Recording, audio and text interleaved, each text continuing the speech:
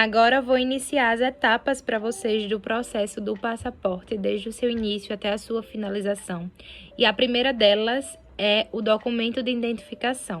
É necessário o documento de identificação tanto do solicitante como do acompanhante, caso ele seja de menor. O documento ele precisa estar em boas conservações, tá? Que identifique plenamente quem é o titular da foto. E em caso de crianças menores de 12 anos, é permitido o uso do RG. Caso já tenha um passaporte anterior e ele esteja válido no dia do seu atendimento presencial, você pode apresentar este. Caso tenha tido roubo ou furto, deve apresentar o boletim de ocorrência da Polícia Civil junto com toda a tipificação. Em casos de menores de 18 anos, a não ser que seja emancipado ou apresente, assim, a sua emancipação, ele deve apresentar autorização e demonstrar também o documento de identificação com foto, tanto dele quanto do acompanhante. Em caso de solicitante que já teve mudança no nome, é preciso, na emissão do primeiro passaporte, ele demonstrar o seu nome anterior e o atual. Já na emissão do segundo passaporte, é preciso que ele demonstre todos os nomes adotados e emitidos pela Polícia Federal no último passaporte. No caso de adoção internacional, diante de todos estes documentos listados, ainda é necessário outros documentos específicos. No caso de fotografia facial para menores de 5 anos, a criança ela deve permanecer no local do atendimento. E a fotografia ela deve ser colorida no tamanho 5x7 e com fundo branco e sem data. Em caso de indígenas não integrados, é necessário uma autorização e que ele esteja com a presença de um representante da FUNAI. Em casos de indígenas já integrados, é necessário que ele esteja acompanhado também de um representante da FUNAI, caso ele não tenha um dos documentos obrigatórios de identificação, por exemplo, a autorização também será aceita. Em caso de naturalizados solicitando seu primeiro passaporte, ele deve apresentar a sua naturalização desde o dia 21 de novembro de 2017 e junto deste também ele deve apresentar o seu RG de portaria de naturalizado ou certificado de naturalização. Em caso de naturalizados após o dia 21 de 11 de 2017, ele deve expor a sua data de naturalização no Diário Oficial.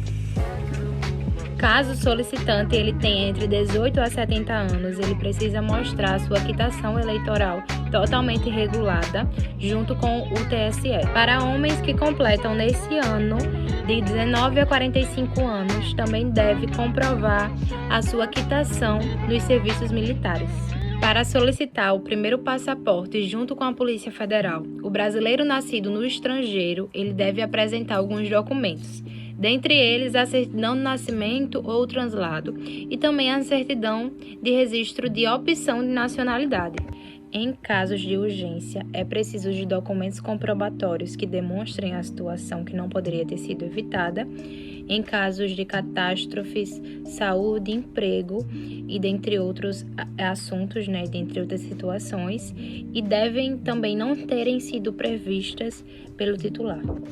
Sobre os custos, nós temos a taxa comum no valor de R$ 257,25. Tem a taxa de situações de urgência e emergência no valor de R$ 334,42. E tem também a taxa majorada, caso não tenha sido apresentado o seu passaporte anterior em situação ainda válida e não tenha também consigo o boletim de ocorrência demonstrando a subtração, é cobrado um valor de R$ 514,50. Sobre a validade, os passaportes ele tem validade de no máximo 10 anos para maiores de 18 anos e para crianças de 1 a 5 também permanece o mesmo tempo de 10 anos. Alguns países ele exigem a validade máxima do passaporte de 6 meses, dentre eles está a Irlanda, a China, a Áustria, o Japão, Marrocos, México, entre outros.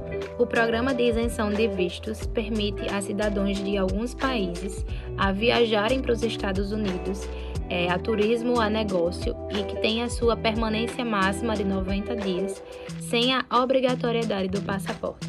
Sobre a obrigatoriedade do passaporte, vale ressaltar que ele não é obrigatório em todos os tipos de viagem, ressalvados aquelas de turismo. E também alguns países do Mercosul já aceita que você entre no país só apresentando o seu RG. E uma curiosidade muito importante que eu senti a necessidade de compartilhar com vocês é sobre o passaporte mais poderoso do mundo.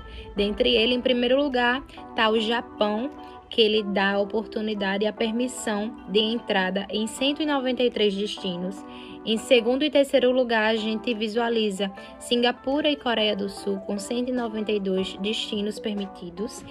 E em quarto e quinto lugar, para fechar o top 5, a gente consta a Alemanha e Espanha com 190 destinos permitidos.